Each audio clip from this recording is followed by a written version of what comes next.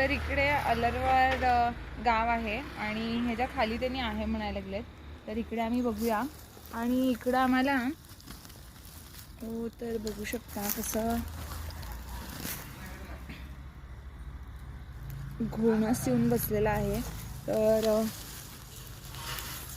याला मी आता असं पकडलेलं आहे.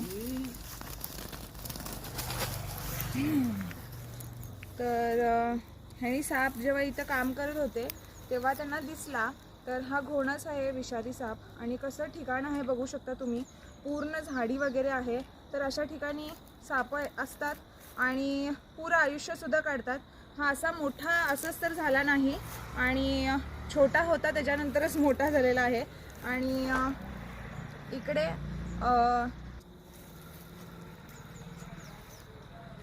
तर इकडे अजगरसुद्धा थोड्याच अंतरावरती आम्हाला भेटलं होतं.